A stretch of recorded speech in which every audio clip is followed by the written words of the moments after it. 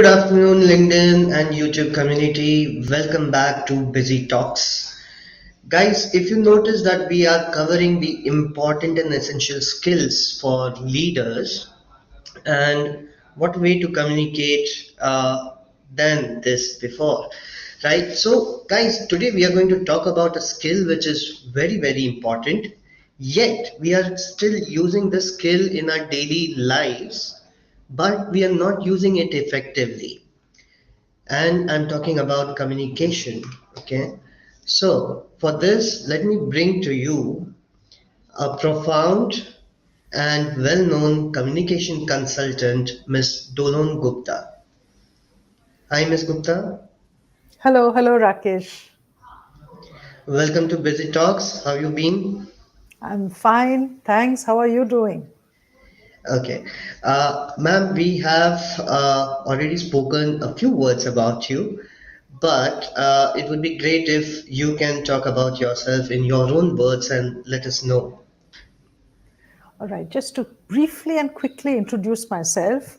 Well, I started off my career as a teacher of French, actually. So I Okay. was a teacher of a foreign language. I taught at the language institutes, Alliance Française. Then I was a university teacher. And it was pretty late in my career that I switched. It was in Hmm. 2012 that Okay. I suddenly got this offer from Tata Consultancy Services to join them as a trainer. And it was a huge leap, from academia into industry. Hmm. Well, I did take the leap of faith, and that's how I landed up in corporate. And Right. there, though my background was in foreign languages, I also had a background in English. And given that business happens primarily in English, I Hmm. moved into English training as well. Now, Right. when I name a language, I would like to distinguish between language training and communication training. So that's Hmm. how I entered the communication world. Hmm. So and since then, yes, I have moved out of a full-time job. I work as a consultant. I work with startups. I work with corporates. I also work with universities in the sense that I'm part of their industrial advisory board or their board of studies, where I kind of how does one bridge the industry academia divide through curriculums. So that's what I do at the moment. Great. So, Ms. Gupta, you obviously, with the conversation, we feel that you have practiced a lot of communication skills. We wanted to learn how did you start and how did you practice your upskilling of your communication skills? First of all, I do have a master's degree in English. So that's something. Great. I have a very strong background in languages, in the English language. That is it. My Hmm. undergrad level was in English, my master's was in English.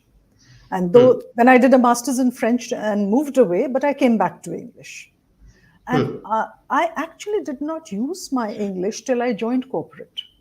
And when I Okay. did join, I realized that the English that I learned was Hmm. extremely different from what I had to train others in.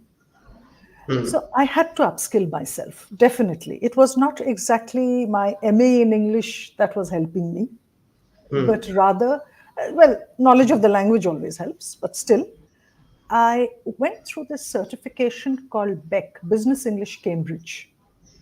Okay. Today, they have changed the format of that examination, but I thought if Okay. I am supposed to train people in business, that is still a very, very good assessment to take. And I took Hmm. that. Apart from Hmm. that, I joined a number of associations across the world, which were for business communication trainers. And there was a lot of peer learning. When I faced challenges, I would reach out to this community and sometimes, so what are you doing? How can I solve this? And there are a number of webinars that happen. So I would attend the webinars. So on one hand, if you say, how did I upskill? I was attending webinars, I was talking to peer groups, I was, going through assessments of what can one do. But Hmm. on the other hand, a lot of my learning was taking place on the ground. because I was at meetings. I was observing meetings before I rolled out training for that team. So a huge amount of sort of upskilling for me was happening both theoretically and practically. Kind of, I hit the ground running, and it was I would say, a vertical curve in my, not even a curve, a vertical line in my learning. That's how I upskilled. So how did you feel when you joined the corporate? How did you analyze that the corporate communication is different to the real world communication? When one is in academia, I find that we tend to focus far more on theory and far less on application. Right. And I'm talking about even schools and even colleges True. today, if one is doing a language course, the focus tends to remain on pronunciation, on grammar, on good, well, a bit of fancy maybe vocabulary. However, when one is doing business, it doesn't really matter if I get some verbs wrong, some prepositions wrong, even some pronunciations wrong. How does it matter? I have to get some business done. And True. that, I think, is the biggest difference in focus between language training in academia and language training in industry. That get into that meeting and get that client. That is far more important. And a client understands sincerity, honesty. The client will not mind if there are some language errors. So I think the shifting of focus from correct language to effective communication, that is the biggest shift between theoretical and corporate. True, true. So I happen to ask this actually to many people that when it comes to communication skills, it is included in soft skills, obviously, but then it is more focused, on sales people or customer success people. So I happen to be from sales background, so I got a lot of training on communication. But on the other hand, my colleagues who are in multiple other departments like finance and accounts or legal, they tend to have some lesser upskilling on communication. So rather they were very good in dealing with one another in their regional languages. So why is this that the corporates don't focus on English language uh, for the multiple other departments? Well, first of all, we'd like to differentiate that we are talking that English is the language of business. If business can Correct. happen in another language and English is not needed, then English is not needed. There is no training that is required because it's about getting a job done. And every Correct. time we put someone into a training room, we are taking them away from either billable hours or productive hours. It's an investment. So, unless we have results from that investment, or we expect to achieve some results, there is no point in training anyone in any language. But let us assume that, given that it's globalization and telecommunication, that nothing is really now very local anymore. So English is becoming important. It is the language of business in India. There has been less focus on, we would say, support functions because there is always cost involved and there is a budget to be looked after. The moment one talks of training, whether it is internal training or external training, there is a budget and a company balances many expenses and costs. So that ends up taking a backseat. So that is one reason we have client facing resources getting far more training and communication than support functions. Interesting. Okay, so let's talk about communication in 2024 and beyond. Okay, uh, leaders who have come across through various experiences, even they sometimes fear communicating with public. Okay, so there's much more communication happening inside the meeting rooms. There's much more communication happening one-on-one basis. What do you see that these leaders face as a challenge in this year and going forward? Would you like to talk primarily of public speaking or generally talking to large groups? It could be even to employees. Let's first talk about general. What are the challenges that the new year and the future brings in for communication? Right, right. Now, whenever we talk of 2024, as a matter of fact, the world has become the pre-COVID scenario and post-COVID scenario.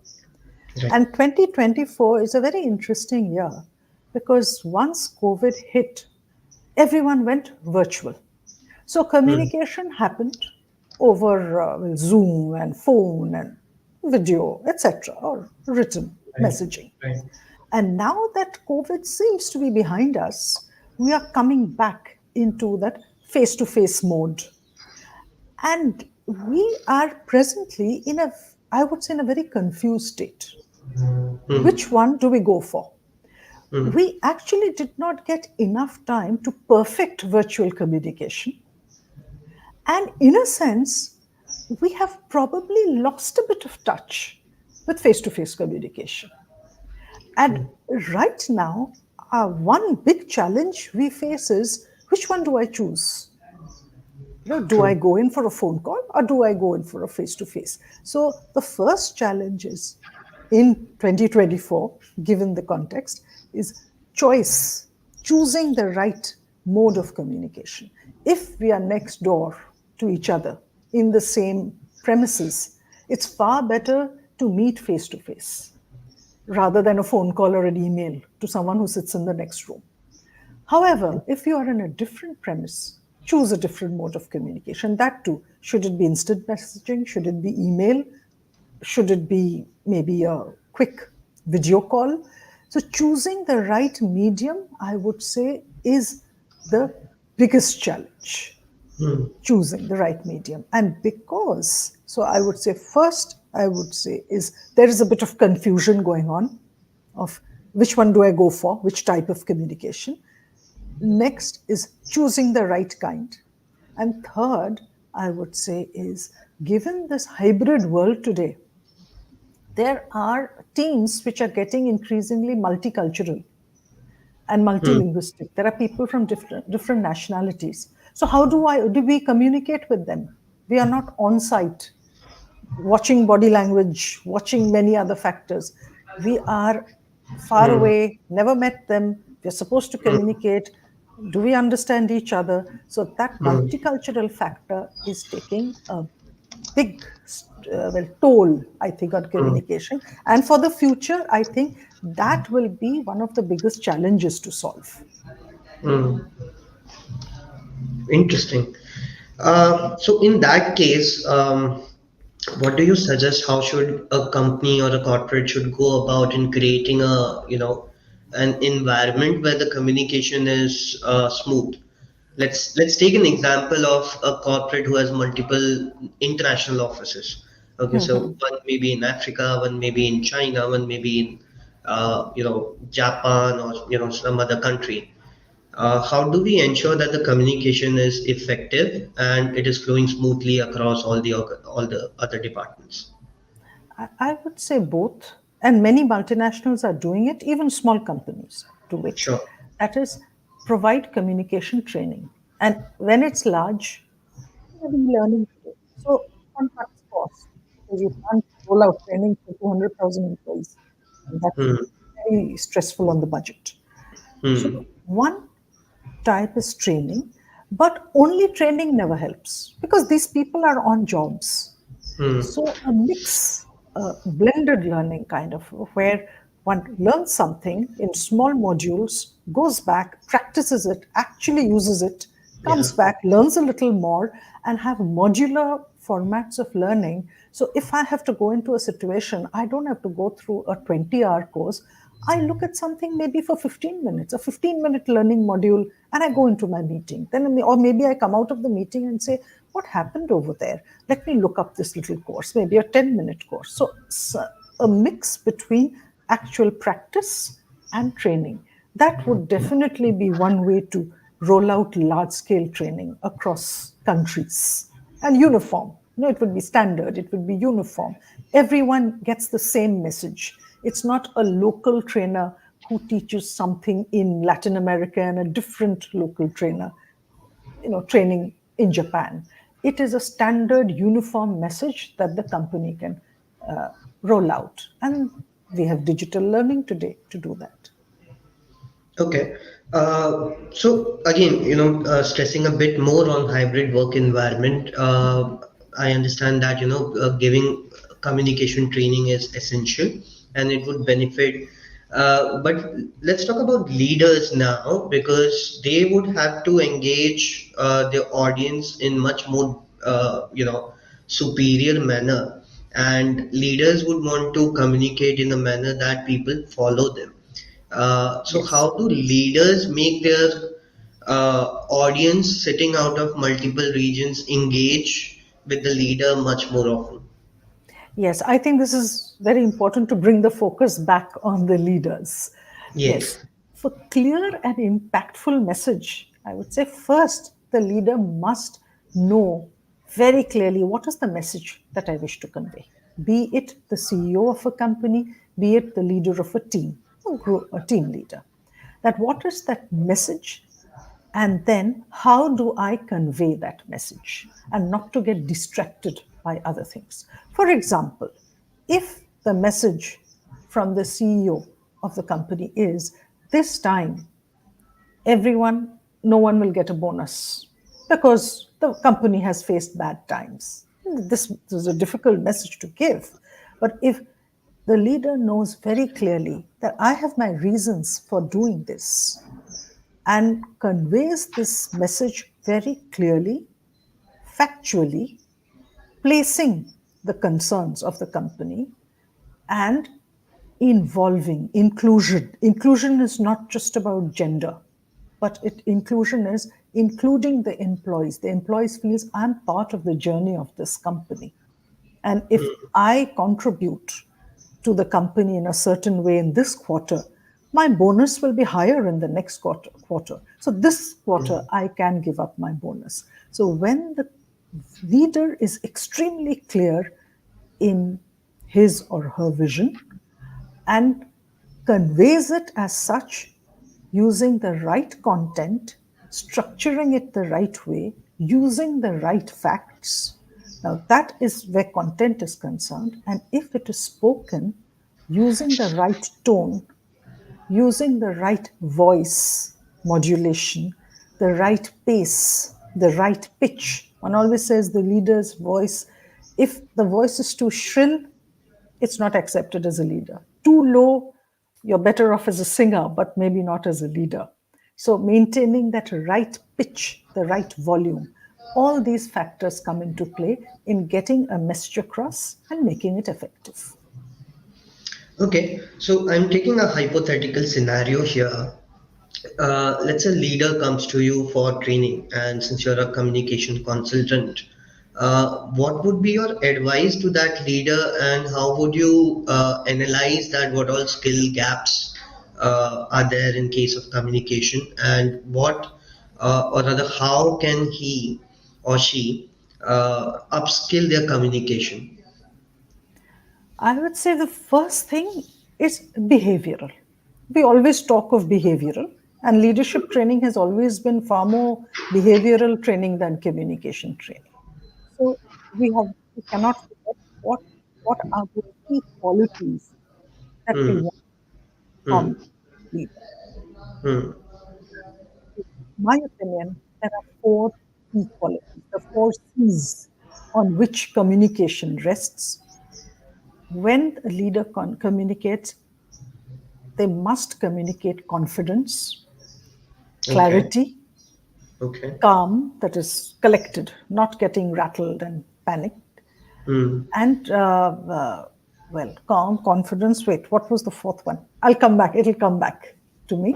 Okay. Okay, So okay. now these are the things that when we say the leader has to be confident, the leader has to come out as confident in body language, in voice, in Hmm, what is the content of what is hmm, being said.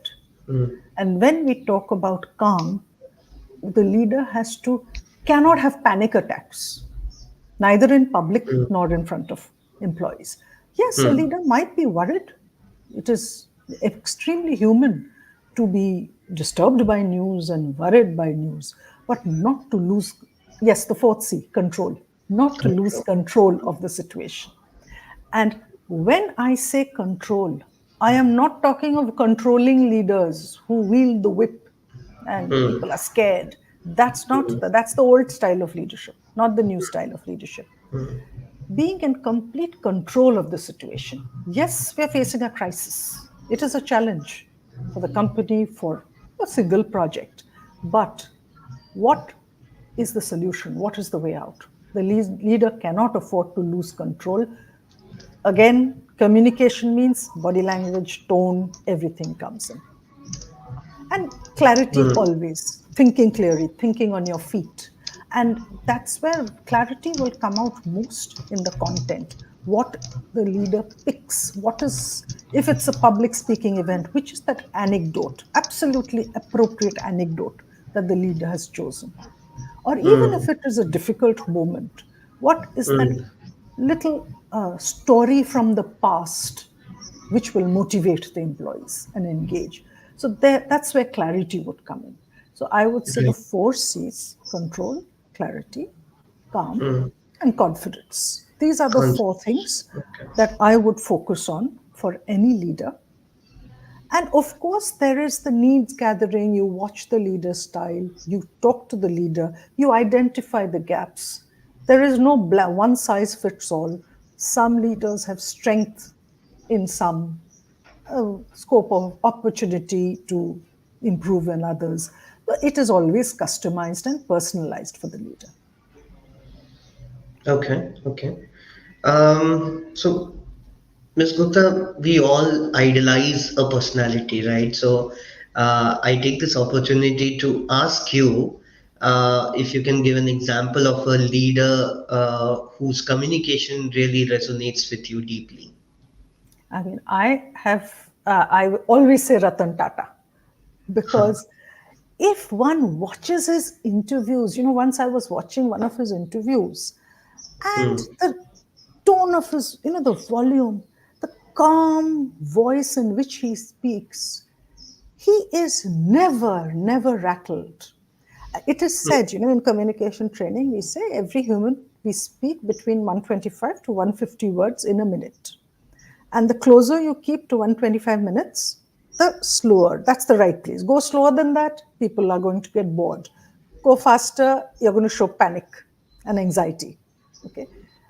Ratan Tata manages to not just maintain that extremely even pace, never rushes with his word, which comes out with that confidence. People are going to listen to me. When you convey that confidence, I know people listen when I talk. People actually listen when that when you give out that message. Yeah. Yeah. And yet there is voice modulation. It's not that it's so monotonous that people are bored. At the right time, there will be a pause. The voice rises slightly. So I always find anyone who wants to talk like a leader should watch interviews of Ratan Tata. I mean, to me, he Yeah. is the ultimate speaker, communicator as a leader. Yeah, and surprisingly, there are a lot of similarities between Mr. Ratan Tata and Mr. Charlie Munger. Even Mr. Warren Buffett, when you Mhm. listen to them, they bring about a lot of experience in their talks and a lot of, I would say, a lot of calmness, the Yes. seed that we talked about. But I feel that this comes over a certain period of age and a certain period of experience. What do you feel? How do young leaders bring about this kind of tone and this kind of tonacity in their communication? I would say that if I completely agree with you, that that Hmm. when we talk of people like Warren Buffett and Ratan Tata, the years of experience just makes them so confident and so calm. Yeah. But I don't think any of these four, know what I said, the control, clarity, confidence. You watch a teenager, sometimes a teenager is more confident than a 40-year-old. You know? So these qualities are there in any human being, irrespective of age. Hmm. But the only thing is the leader is still trying to probably prove that, you know, you have to listen to me. Like anybody listens to Ratan Tata, but a Yeah. youngster people may not listen. That can be accomplished through passion and integrity. You know, when people see that this person is passionate about work, will work and put in any number of hours, do anything to get this delivered, it motivates others. Hmm. Hmm.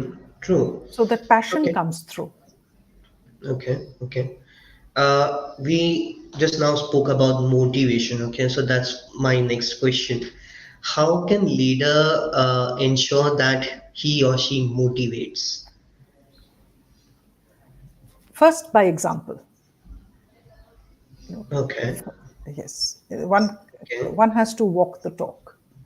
Hmm. That is first. And Hmm. two, I feel getting other people to deliver is a very different kind of expertise from delivering True. oneself. Yeah. And for that, accountability and ownership, these two factors come in. As we said, you know, the aggressive leader, the person people fear, that's not the leader who works anymore. The leader's job is to pick the right set of people and then give full support to that right set. And how does one give support to the right set? That is, it is not, I would say, if a leader comes into the meeting and says, you have a deadline of 6 months, you better deliver. That is an order. That is Hmm. not ownership. Hmm. The leader has taken ownership. The team member has not taken ownership. Instead, if the leader changes that sentence into a question saying, what are the challenges you see along the way if we want to meet that 6 month deadline? Or do you see any challenges? Hmm. Makes the person who is going to actually deliver the job think through the challenges. Hmm. And So you're turning if the table and giving the responsibility to your Yes.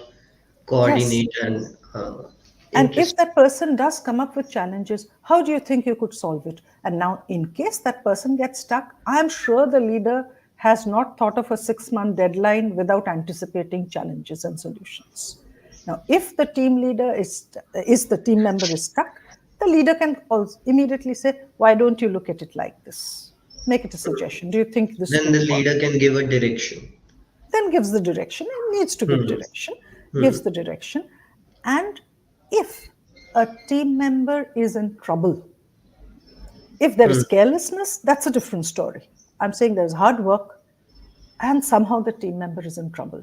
That's when a leader's job is not to again lose control, lose tempers, but say, so how can I support you? What do you want from me? And Hmm. this will immediately bring that member into, taking full responsibility and ownership, knowing that, okay, I don't need to panic because my leader is with me. So the leader has to hand over that ownership, not hand over, build that ownership in the team member. Okay. Okay. So, again, just from curiosity now, we mentioned that it is the leader who has to ask that question and build that kind of a passion in the subordinate.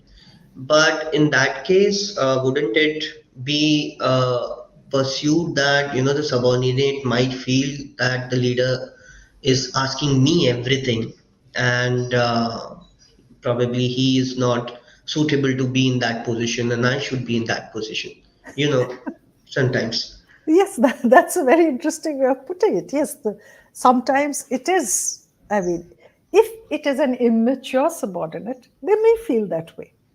Hmm. But, but I mean, the leader is there for a reason. I mean, the leader doesn't rise to that position just by chance, by Yeah. fluke. The leader is fully in control, and all of us know we are going to come up against obstacles. We will come hit points where we say, what am I going to do?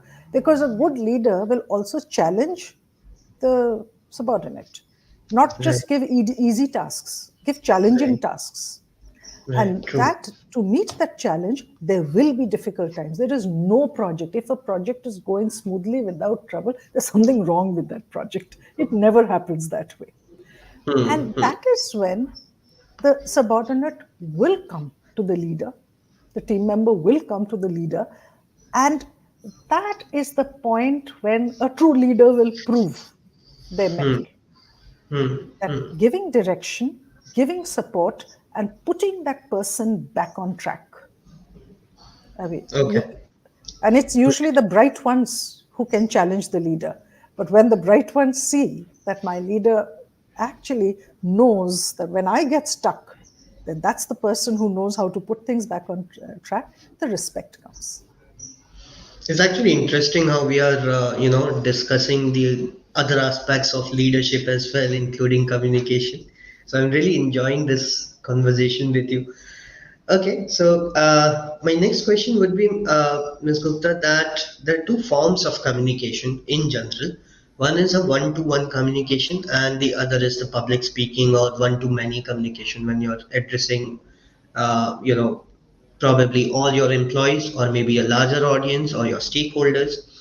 How does one ensure that my style of communication is or adapt to a different style of communication in different situations?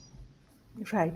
And before I get into the styles and adapting one's styles, when we say talk of communication, let's not forget communication is what uh, is getting across a behavior and attitude. Interaction happens between two people through words. That is the Right. way every interaction happens. So, in that, whenever, be it in trouble, showing the way, putting people back on track, we have to still maintain those four C's of them. Hmm. Now, Okay. come to your immediate question: that how do we switch styles of between different peoples? One is, let us take a scenario of one has a meeting with members, with team members. Okay. Is a point where a leader's task and whatever the purpose, objective of that meeting is, suppose the meeting is brainstorming. And the example we gave earlier was that brainstorming initial phase, where you ask, how can I support you? What challenges would you face, etc., etc. Now, imagine that meeting is going forward. There are five people who are going to engage in that project. We always know that there are some who speak louder, some who are silent. Right. It becomes the leader's job to be fair. That's the first quality in a leader. That Okay. is sense of fair play. Okay. And that comes in, how does it manifest in language or in communication? That giving turns, taking turns. If one person is sort of trying to talk over everyone else, it's the leader's job to say, I'll come back to you. We will let so and so speak first. So, moderating that and getting someone to stop and getting the quieter one to talk more, that becomes the leader's job. And while doing that, no disrespect to be shown, not please keep quiet, don't talk so much. That's not the way a leader communicates. That's kindergarten stuff.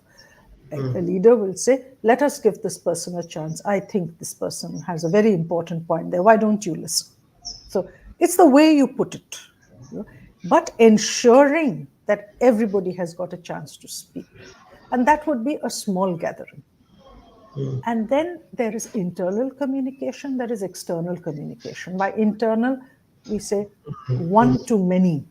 You know, it Yeah. can happen through the newsletters that go out, internal newsletters, where the leaders speak, leaders' message goes out. Right. And what we spoke about, the bonus, that's a case in point.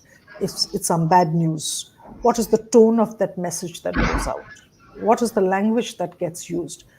And if it can be external communication, that is the branding of the leader, which almost equals branding of the community. There again, of branding of the company, that is what is the message. So in each case, there is a slight change that happens based on the audience. And if the audience is one on one, say like in the team meeting that we spoke about, there will be two strong factors that come in, that is active listening, empathy, emotional intelligence. These are in small gatherings. And all these, I'm naming soft skills, but they are manifested through communication. You cannot show emotional intelligence, you will not understand it unless I've spoken to you. Only my face doesn't show it. Right. There's the language of empathy, language of thing. Right. And if we are going into, say, a large scale broadcast, be it internal, be it external, then it is more about putting my own message out there rather than active listening or Okay. empathy. The skills involved change. The Okay. skill is the know your audience. That's the most important skill when we are talking to a large audience. Know the pulse of your audience and choose your content and your tone accordingly. Okay. So I'll just bring to light that one of the challenges that most of the leaders or the public speakers face is because they are not comedians, right? For a comedian, it is much more easier to get the crowd because people love to laugh.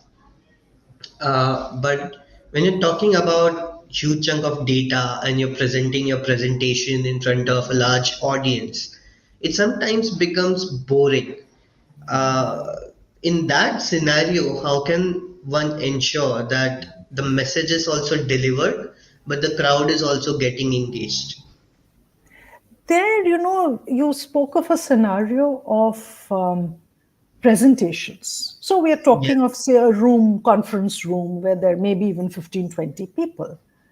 Yeah. I think one of the biggest mistakes in any presentation is people end up using that presentation as a report.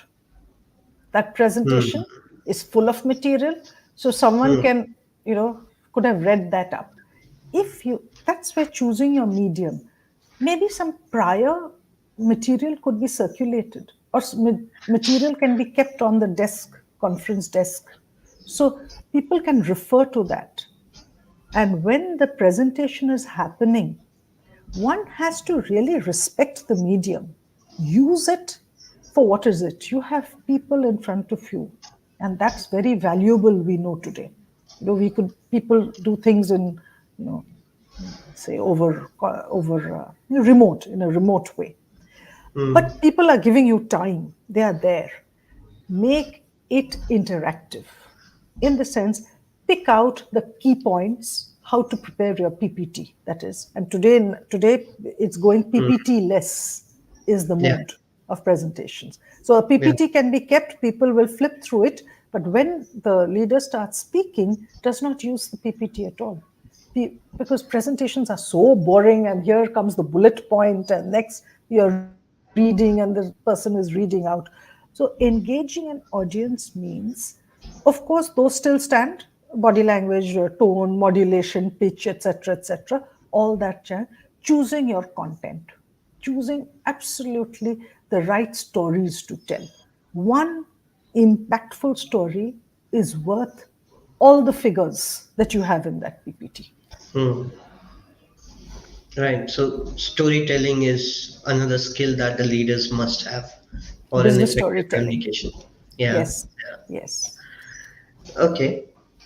So let's talk about more in detail about public speaking. One question just popped up that as a leader, when you're talking to the public, there are different styles of leaders. Some of them are really who would utter the presentation or beautifully describe their story. On the other hand, there are some leaders who would want to bring in humor so that the audience is more ensuring that they are listening to them. Would you recommend humor while talking to a large public audience? If in the business scenario, humor is not used so often, not Hmm. very often, but it can be used. It can be that kind of, the relief factor. Someone says Okay. something, so a bit of humor, most acceptable to lighten the mood. So I Hmm. would use humor to kind of, it's like, when you go to a perfume shop, they will make you smell the coffee before you smell your next perfume. So humor is, well, smell the coffee. So your mind is fresh again for the Hmm. next important point that you have to listen to. So humor has its value in refreshing the mind, taking the load off the mind. Humor has its place. Hmm. So don't just keep on giving the punches in your speeches. Just Yes, ensure that your audience is yes. interacting. Oh, Cool, yes, understood. definitely. Hmm. Hmm. But Uh, one thing about humor yeah, is yeah. a little tricky, especially in, uh, you know, teams, multicultural teams. What's funny? Hmm. Because if humor can also be offensive, who's the joke on? What's the joke on? Uh, Today, people have become far more conscious of a lot of things. So True. rather than cracking an insensitive joke, it's better to avoid humor. Hmm. Interesting. Okay. Point well taken. Cool. So I'm coming back to the team management part now. Okay. So this is more for the CXOs and CEOs who want to build trust in their team that, I am your leader and I'm there for you. How does communication play a part in building this kind of a trust, and what should the leader adapt as the best practices? I will go from the skills to the Sure. language over there. Sure. All right. Uh, we uh, we were talking about getting the team to deliver, to motivate the team. Okay. Sure. We spoke of the skills of emotional intelligence, empathy, active Hmm. listening. Hmm. Now, this is something that builds, you could say, trust. It Yeah. helps the team trust you more. And there are two more qualities, I would say: authenticity and consistency. That is, Okay. they know that if my leader has said this, the person won't change their mind tomorrow and say the opposite. Hmm. Hmm. So, consistent messaging and authenticity. These are what lays the basis of trust, with the team. Now, where is communication involved over here? Let us talk of active listening. How does one communicate active listening? Hmm. Now, I have placed a point as a leader, suppose, Hmm. and in return, someone else has placed a point which I feel is completely irrelevant. Okay. Now there is one way of dealing with it that's not connected. No. Or I say, okay, and I carry on. That shows I've dismissed the person. All right. It is better to build trust. It would be better. Did you mean, and I paraphrase it, maybe in a sentence. It's not going to, it'll take me half a minute to do that. And I say, did you mean this? That person says, yes, I meant that. I don't exactly see your point. I will come back to you. I would like That is a way to begin. I don't exactly see the point. However, my perspective is, so the person knows I have been heard, or it could be, I get what you're saying, but I don't agree with you. We don't have to agree. The leader does not have to agree. But this, I think this is what you mean, and I see where you're coming from. However, in this scenario, I have a different perspective. Or it could be, I'm still not convinced. I do not agree with you. What can you say to convince me? So this shows I have listened to your point rather than straight away, that's not related. Oh, okay. And I move on. So that is Okay. active listening. Okay. I mean, when we are talking of communication, so it translates into these micro moments, micro messages. Yeah, I'm actually thinking, the example that you quoted works well in multiple negotiation tactics as well. And, obviously, if you're the buyer, so the example that, I'm not convinced is kind of something that I would use for my negotiation next time. Hmm. Or convince me. It's an Yeah. open thing. It's honesty that I'm not convinced. Convince me. Like I'm open to being convinced, but I'm not there as yet. And also, Interesting. knowing no, I think when we went to into shop, I was going to say something else. That is, what knowing your audience. If we are talking of, say, a shop, I went to a shop for spectacles, for glasses, and I picked up a pair and I said, "Will this be good?" And that person gave me such technical terms, I understood absolutely nothing. Nothing. So, when one speaks, especially a leader, the leader has immense knowledge to choose True. language that everybody understands. True. True.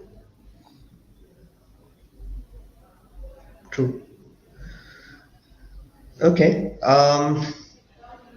Now I'll bring a bit of difficult times into the conversation, right? Uh, So, this we was simple. It was up to now, it this was was simple. so most of the times, especially the team leaders, when they want to give feedback to their team member, um, I feel that they have to choose their words very carefully. That they have to give the feedback, but not hurt the other people. Other people's feelings.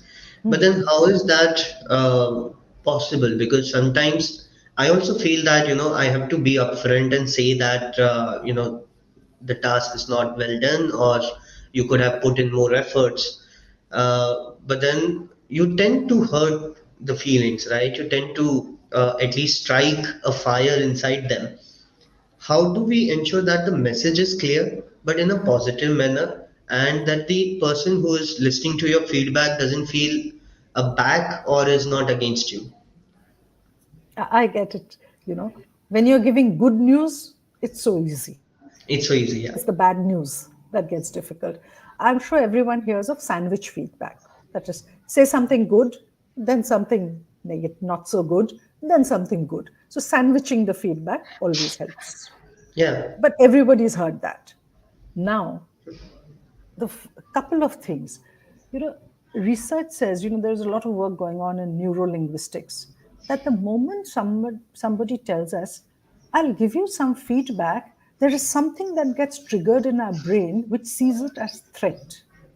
And our primitive brain reacts by flight or fight.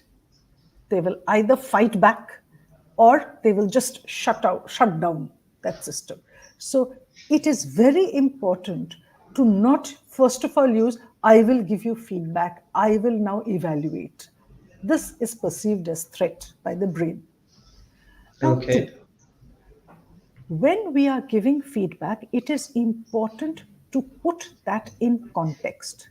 So it should not just be some superficial, we know you're good at ABC and but let's talk about only EFG because EFG is the bad one. It is important to nurture and preserve what is strong. Because if we don't water a plant, the plant will die. So we Right. should never take the strengths for granted. So Right.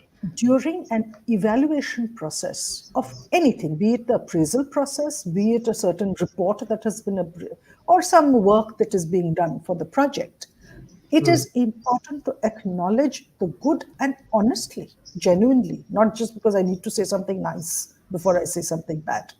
Acknowledge that good so that that good remains. Otherwise, that good will go away. Next, come to what needs improvement. And this part, especially with communication, it becomes very important. A couple of words, these are just tricks, you could say. If I hear your report is not good or your report is bad, Hmm. that will immediately hit me hard because of two words, your and bad. Hmm. You implicates me. So, Hmm. you is a dangerous word when we are Hmm. giving feedback. Focus on the thing. Instead of your report, if we switch it into the report, immediately it's less of a threat. I feel I have separated myself from the report. It's the report that is bad. I'm not bad. Okay. Hmm. So, you is a dangerous word while giving feedback, negative feedback. And Okay. also, using words like bad, these trigger things in our brain. We should use words like not good. Not good is a better is will be received better than bad. So use positive words. That is good. Good is a positive word, and put a not in front of it. And that is one method of choosing positive words, avoiding you. And another very important thing about giving feedback is avoiding words like always, never, constantly. That is, you're always missing the deadline. That makes it an overwhelming problem. It will never be solved. But if we say you have missed the deadline for project X, that seems okay, then I have scope for project Y. But if somebody tells me you always miss a deadline, it's like A to Z, I miss deadline, so no need. I don't need to improve. So being specific, Hmm. avoiding words like never, always, Hmm. constantly, things like that. So these are just a few tricks, tips to make the feedback more acceptable. Because our purpose is not to destroy the person, our purpose is to build up the person. Okay. Interesting. Cool. So we have 10 minutes left. Let's open up the floor for our audience. And one of the questions that we have is probably from an HR manager. How to communicate when you have been asked to fire someone?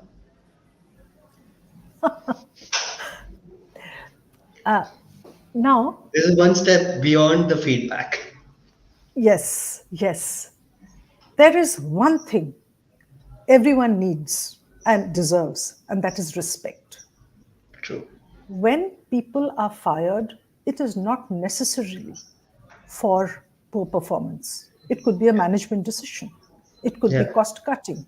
There can be so many reasons that that person is getting fired. So, first thing, how do I communicate respect to a person when I say you're not, the company doesn't need you? It's terrible. There, if we explain the objective, that and Hmm. help that person understand that it is not the person's fault or inefficiency or the at all. It is it is a completely different decision. Hmm. And of course, the immediate reaction is never going to be good from the employee who got fired. But in the Yeah. long run, that will stay. That, that okay, it was not exactly my fault. And when it is being communicated, even if the person is being communicated on the grounds of inefficiency, it that has to be that again, empathy comes into play. That you may have had some challenges along the way, which did not allow the performance to be exactly what the company needed at this moment.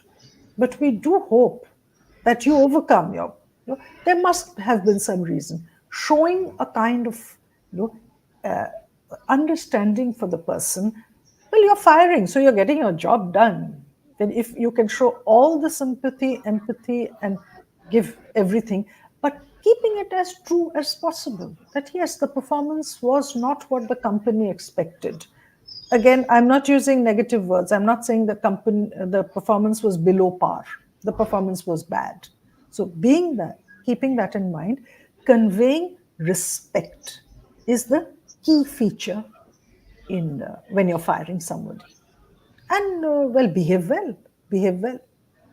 Mm, mm. Okay, I have one.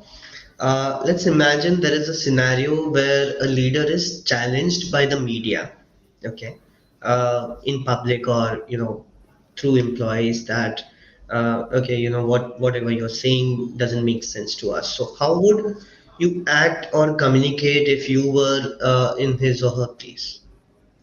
Now, these things do happen, especially during AGMs, and you Yeah, know yeah, that a member of the shareholder, a member of the public might challenge the leader and said, "You promised right, this and it did not happen," and something like that. right, I would say the first thing, the leader has to raise the level. It can never be a tit for tat response. okay, It, it has to be a strategic response. If the okay, person has a point, a genuine point, that this was promised and this has not been delivered, hmm, the leader can always give reasons that these are the reasons, because I'm sure there were solid reasons why the leader didn't go into public. right, I mean, he's an intelligent person, would never have gone into public and made himself such a open to criticism. So right, give the information, not explanation, information. And the leader should never go on the back foot. hmm, Never kind of, oh, I've been caught out, I've been naughty. That's not the way. The leader rises above it and say, what you are talking about, reasons A, B, C, that were the reasons why this was not met. That is one way, raise the level, never go tit for tat. And next, suppose the person accusing, and that happens too, it is not really factual, and that can anger the leader. That hmm, this is nonsense. I'm being hmm, accused of something, and hmm, again to raise the level and be very controlled in the language instead of saying, what you're saying is completely false. Not to say that, but to say what you're saying is unacceptable. The fact it is not factually accurate. Using okay, words like these. okay, What are you saying? You're not factually accurate. You're saying you're a liar, aren't you? You're saying it, hmm, but you don't use the word liar. You don't use the right, word false. But right, you've raised the level. And in case one can't, humor always comes in. Just, oh, someone's very angry in the room today. Somebody get a glass of water, something like that. Because if you want diversion tactics, so that's hmm, tactical. The second one would be a tactical response. The first one would be a hmm, strategic response. right. Great, Ms. Gupta. This has been a wonderful session and really, really insightful session with you. I'm sure that everyone is really curious to learn more, but we have very limited time. So we would like to invite you once again to our channel and share your knowledge and share your skills with us, or probably train us in a better manner. Right? We can probably work out a strategic course for an hour that you can communicate to our audience too. And I mean, I really really want to learn more from you. This has been one of the eye-opening sessions that I've attended. So, a very proud moment for me to share the screen with you. Thank you so much for your generous words, and I'm so glad that it was of use. Thank you so much. Have a great day. Thank you. Bye.